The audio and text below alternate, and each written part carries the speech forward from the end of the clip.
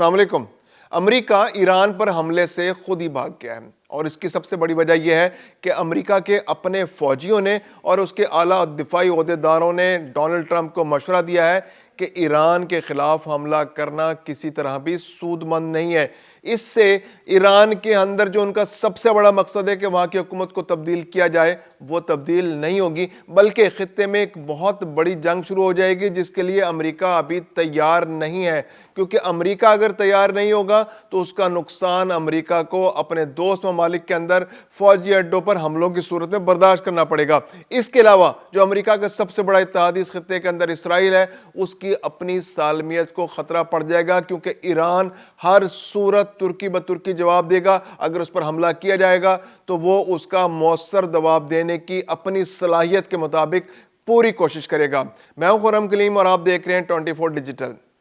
امریکہ جو بہت شور مچا رہا تھا کہ وہ ایران پر حملہ کرنا چاہ رہا ہے، تو اب اس نے ایک قدم پیچھے ہٹا لیا ہے، اور اس کی بظاہر وجہ یہی نظر آتی ہے کہ امریکہ کو لگ رہا ہے کہ وہ سفارتی سطح پر اپنی کوششوں سے اور دباؤ بڑھا کر بھی کچھ مقاصد ضرور حاصل کر لے گا جو وہ الٹیمیٹلی حاصل کرنا چاہتا ہے۔ سب سے بڑا گول امریکہ کا یہ ہے کہ امریکہ ایران کے اندر رجیم چینج کرے، وہاں کی جو موجودہ انقلابی حکومت ہے اس کا خاتمہ کرے، وہاں پر ایک ایسی حکومت لے کر آئے جو کٹ پتلی ہو، جو امریکہ کے اشاروں پر ناچے، اور جب وہ اشاروں پر ناچے گی امریکہ کے، تو اس کے بعد امریکہ ایران کے تمام معدنی وسائل پر اپنا کنٹرول بنا سکے گا، جو وہ وینزویلا میں بنانے کی کوشش کر رہا ہے، جس کے لیے وہ کیوبا میں ہاتھ پاؤں مار رہا ہے، جس کے لیے وہ گرین لینڈ کے اندر جانے کی کوشش کر رہا ہے یا اس کو خریدنے کے لیے اس کا سودا کرنے کی کوشش کر رہا ہے۔ تو امریکہ کے یہ مقاصد ہے۔ اب امریکہ نے جو تیار کی تھی سازش اسرائیل کے ساتھ مل کر کہ وہاں کے جو مظاہرین ہیں ان کو فنڈ کیا جائے، ان کو موٹیویٹ کیا جائے، ان کو وسائل فراہم کیے جائیں،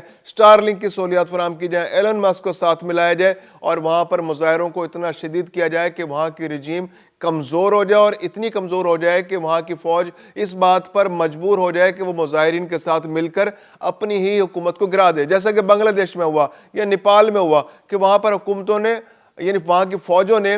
اپنا وزن مظاہرین کے حق میں ڈال دیا، اور مظاہرین اتنے زیادہ مضبوط ہو گئے کہ حکمرانوں کو وہاں سے فرار ہونا پڑ گیا۔ تو ایران کے اندر بھی بظاہر ایک ہفتہ پہلے یہ صورتحال نظر آ رہی تھی کہ مظاہرین اتنے زیادہ مضبوط ہو گئے تھے کہ حکومت کے لیے اپنی ریٹ بحال کرنا ممکن نہیں رہا تھا، لیکن پھر حکومت نے بھی کاؤنٹر اسٹریٹجی بنائی، اپنے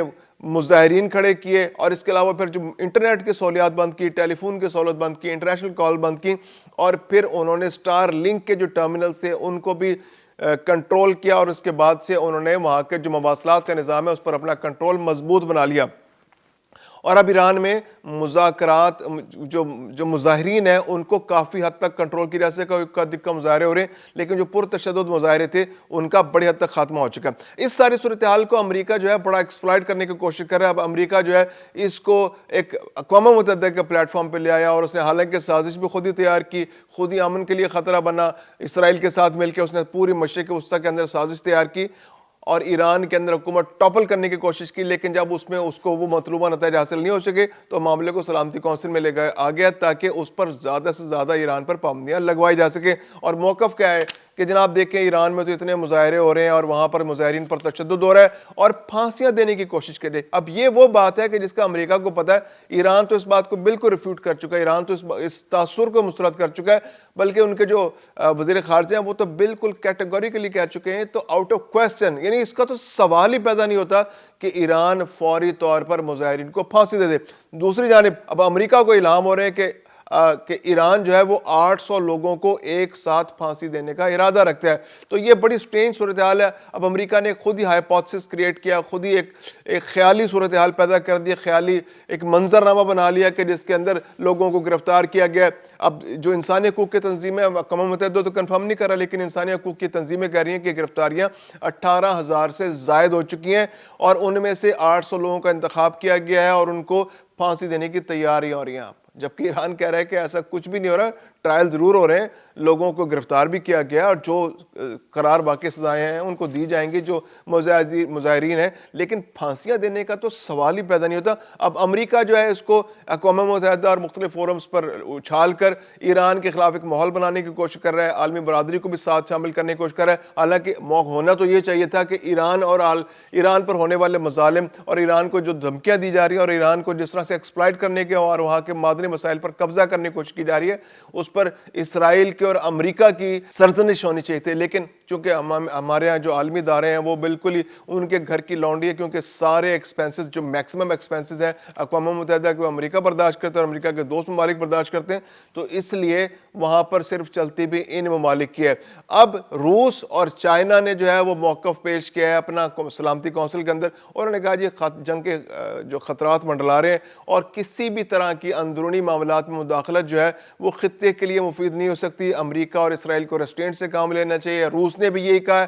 چین نے بھی یہ کہا ہے, اور کہا ہے کہ ایران ایک خود مختار ملک ہے اور ایران کے اندرونی معاملات میں مداخلت کرنے کا امریکہ اور کسی بھی ملک کو کوئی حق حاصل نہیں ہے, اور جو بھی ایسا کرے گا تو وہ خطے کے امن کو خطرے میں ڈالے گا, اور خطے کے امن کو خطرے میں ڈالنے کا مطلب ہے کہ پوری دنیا کا امن خطرے میں پڑ جائے گا, اور یہ دنیا میں کسی طرح بھی مفید نہیں ہے. پاکستان نے بھی یہی موقف دہرایا ہے کہ کسی بھی طرح سے جارحیت کو روکا جانا چاہیے, امن کو موقع دینا چاہیے, کسی بھی ملک کے اندرونی معاملات میں مداخلت نہیں کرنی چاہیے. جو پاکستان کے مستقل مندوب ہیں اقوام متحدہ کے اندر, ان کا بالکل کیٹیگوریکلی بالکل کلیئر, اور ایران کے موقف کی انہوں نے تائید کی کہ ایران کی جو اندرونی معاملات ہیں اس کو ایران کی حکومت خود ہینڈل کرے گی, اس میں کسی ملک کو گھسنے کی ضرورت نہیں ہے, مداخلت کرنے کی ضرورت نہیں ہے. تو بڑا کلیئر میسج پاکستان کی جانب سے, روس کی جانب سے, چین کی جانب سے, اور دنیا کے کچھ اور بھی سین ملک ہیں جو اس موقف کو آگے بڑھا رہے ہیں. لیکن امریکہ اپنے اتحادیوں کے ساتھ مل کر, جو اس کے نیٹو فورسز ہیں, اس کے اتحادی ہیں, وہاں پر جو ان کے اڈے ہیں ان کے اندر انہوں نے بہت سارے اڈوں پہ سے اپنے فوجی نکال لیے. اب ایک طرف تو امریکہ جو ہے بظاہر ایسا لگ رہا ہے کہ وہ جنگ کو ٹال رہا ہے,